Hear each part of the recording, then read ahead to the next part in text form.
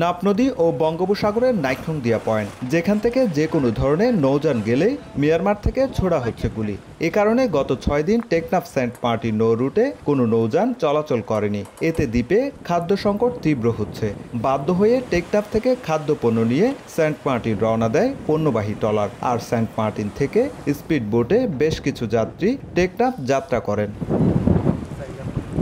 কিন্তু ট্রলার ও স্পিডবোট যখন বঙ্গোপসাগরের নাইক্ষ্যংদিয়া পয়েন্টে পৌঁছায়, তখনই মিয়ানমারের অভ্যন্তরে কয়েকটি ট্রলারে অবস্থানরত অস্ত্রধারীরা বাংলাদেশের জলসীমায় এসে গুলিবর্ষণ করে। টানা 10 থেকে 12 রাউন্ড গুলি করে তারা। এ সময় জীবন বাঁচাতে পণ্যবাহী ট্রলারগুলো দ্বীপে না গিয়ে টেকনাফের শাহপরী দ্বীপে চলে যায়, আর স্পিডবোটগুলো সেন্ট মার্টিনে ফিরে যায়। সেন্ট মার্টিনের মানুষ 10,000 মানুষ না খেয়ে এবং খাদ্য সংকট এবং যাতায়াতের ব্যবস্থা সম্পন্ন অনিশ্চিত হয়ে পড়েছেন।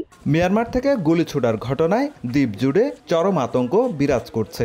মাল লোড করে যাবার সময় নাকন্ডে এত গুলি করছে, গুলি বুড়োর মাঝে শান্ত হচ্ছে, তারপর আমরা ব্যাগ আগিয়ে গিয়ে সাপোর্ট দিয়ে আগে থাকি। পরীক্ষামূলকভাবে যাতায়াত হয়েছিল, তাও আমাদের বাংলাদেশের বর্ডারের মধ্যে। তারপর আজকে আমাদেরকে অতিরিক্তভাবে গুলি করা হয়েছে। দ্বীপবাসীকে বাঁচাতে বঙ্গোপসাগরকে ব্যবহার করে জাহাজের মাধ্যমে খাদ্যপণ্য পাঠানোর দাবি স্থানীয় জনপ্রতিনিধির।